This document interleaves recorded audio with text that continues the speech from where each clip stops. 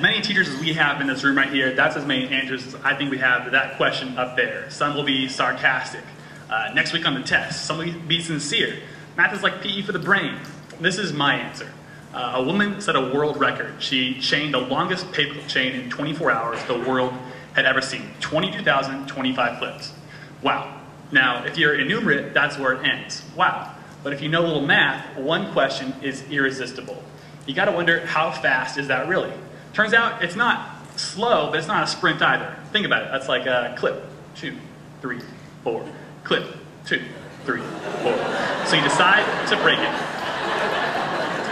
If you're gonna do anything for 24 hours, little efficiencies matter big. If you can shave 1/10 of a second off of every paperclip, you're talking about an extra 3% on the old record. So after class, you head not to the pub for a pint, but to the office supply store for 1,000 pack of paperclips. You discover 2 big efficiencies. One is how you clip it. Big loop over little loop. Threading is for suckers. The other is how you array the clips. Groups of 3, all facing forward, ready for quick pickup. Let's talk some logistics here.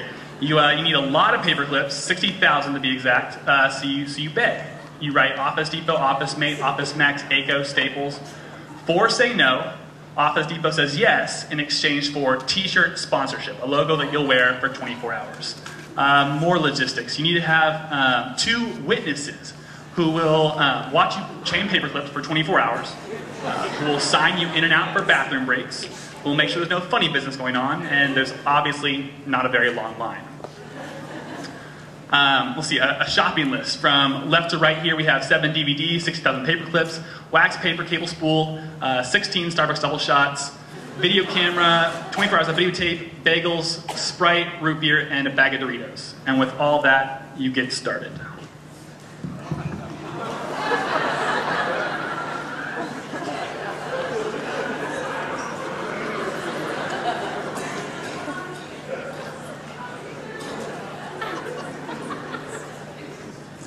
Did you find yourself a little bored back there in that slide? A little disengaged? Well, you better pull yourself together, soldier, because over the next 24 hours, you're going to relive that slide 5,760 times.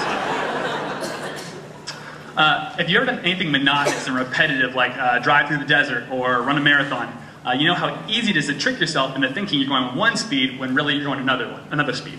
Imagine you unroll the chain thinking you beat it when really you're 250 feet short. Here, math has you covered. You finish a box of paper clips. You call over to your friend punches in the time, and that spreadsheet that you've cooked up returns a whole host of good info for you. Talking about your current pace, the projected time that you'll beat the record, the projected time, length of the chain. So you post a week start, and your productivity peaks after 1 hour, and you get progressively worse throughout the day, but math has you covered here. Lets you know how close you are to the margin, when to speed up. And after all that math, there's nothing left to do really but enjoy yourself. You have friends pushing paperclips at you, taking shifts all around the clock.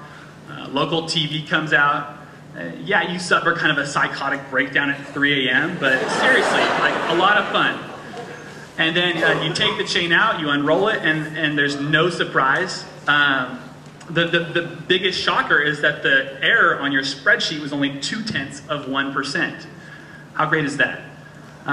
See, on its own, Janine Vandermeer's record was veiled and otherworldly and incomprehensible, but math lifted that veil and revealed the amazing fact that a record was not amazing. Now think back to the amazing lesson that you taught last week, last month, when you felt such kinship with your students, and they with you, and all of you with mathematics.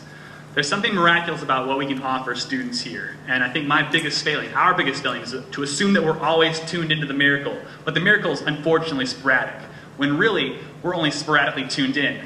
The miracle is continuous, even in factoring trinomials. If we give ourselves that idea that the miracle is continuous, we'll chase math and learn math differently. We'll join math circles and pose problems and keep journals and carry a camera. It'll change us. If we give ourselves that idea, that this miracle, it'll close us off from some very unmiraculous ways of teaching, talking about pseudo-context and pseudo-problem solving, all of which closes us off. So let your work testify to that miracle, because really there's no right answer to this question. If it's been asked, we've already lost, because that student isn't asking a question about our future, she's complaining about our present. Thank you.